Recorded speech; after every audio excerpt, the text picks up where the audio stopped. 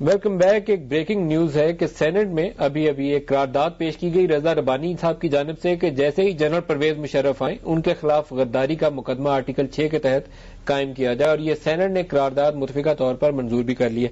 آفاق صاحب، اس کے اوپر آپ کیا رد عمل دیں گے؟ اچھا اقدام ہے، اس لیے کہ کوئی بھی کانسٹیٹیوشن کو سبورٹ کرتا ہے اس کے خلاف مقدمہ درج ہونا چاہیے اور غداری کا مقدمہ درج ہونا چاہیے. اس لیے کہ ان کانسٹیٹیوشنل مینز کوئی بھی آپ اقتدار حاصل کرنے کے لیے استعمال کرتے ہیں، میرا خیال ہے کہ وہ ملک کے مستقبل سے کھیلنے کے مترادف ہے. لیکن یہ حکومت اس وقت یہ کام نہیں کر سکی تھی جب 31 جولائی کی supreme court guard of honour پیش کیا گیا، جب گارڈ آف آنر دے کر آپ نے اس کو رخصت کر دیا. بالکل.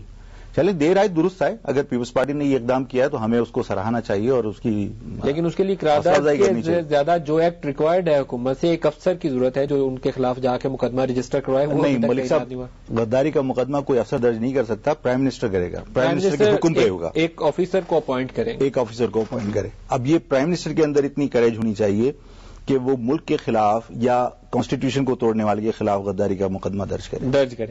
جیسے شاہد عثمانی صاحب، آپ سے بھی اس پہ رائے چاہوں گا. ہمارے ہاں ڈھیر سارے الزامات ہیں، آج کے پروگرام کا میں نے آغاز بھی اسی سے کیا کہ یہ فوج یہ کام کرنے لگی ہے، ہماری حکومت کو اسٹیبلشمنٹ سے خطرہ ہے، ISI یہ کام کرنے لگی ہے. لیکن ایک موقع آیا جہاں عدالت نے ایک جنرل کو جو حکومت پہ 9 سال سے قابض تھا اس کے خلاف ایک فیصلہ دے دیا 31 جولائی کو. حکومت کے پاس موقع تھا آرٹیکل 6 کو استعمال کرنے کا، کیا نہیں انہوں نے.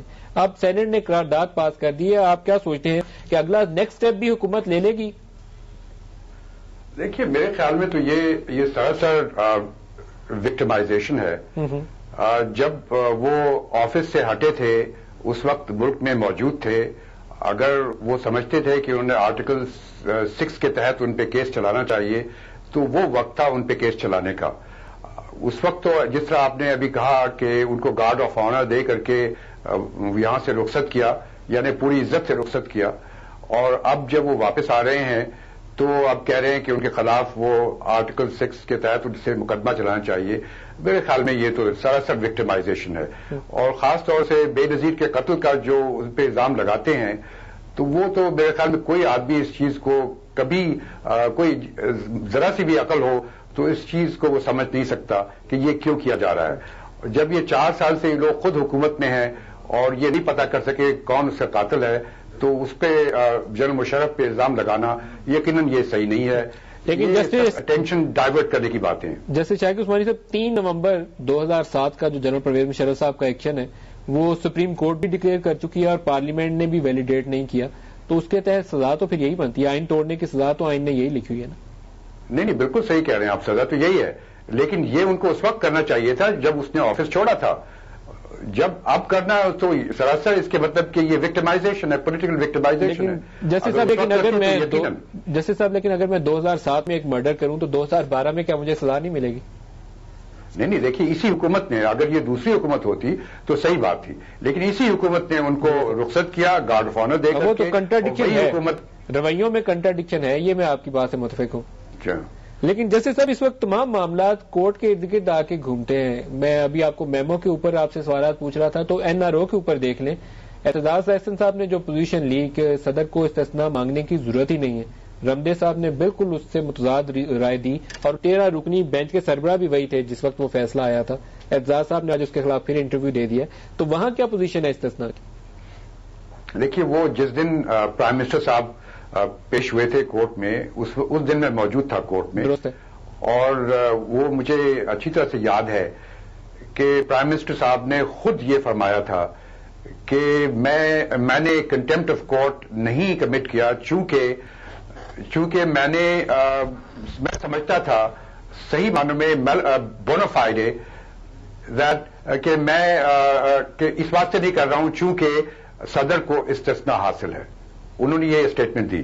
حالانکہ جہاں تک کہ پیپلز پارٹی کا سٹینڈ تھا ابھی تک، وہ تو انہوں نے کبھی استثناء کی بات نہیں کی تھی. جب یہ انہوں نے پرائم منسٹر صاحب نے یہ کہا تو یقیناً جو بینچ تھی اس نے یہ کہا کہ اس صورت میں اب ہمیں آرٹیکل 248 کو دیکھنا پڑے گا کہ آیا ان کو استثناء حاصل ہے کہ نہیں. اب چاہے جو بھی کوئی کچھ کہے، لیکن پہلی فروری کو جب یہ کیس سامنے آئے گا اس بینچ کے، تو وہ بینچ آرٹیکل 248 پر فیصلہ کرے گی کہ استثناء ہے کہ نہیں ہے، چاہے اب وہ جو مرضی کریں. آفاق صاحب آپ کیا کہتے ہیں؟ جسٹس صاحب سے یہ پوچھیے کہ جب سپریم کورٹ نے حکم دیا کہ مقدمات ری اوپن کیے جائیں تو اس کے بعد استثناء مانگنا کس کی ذمہ داری تھی؟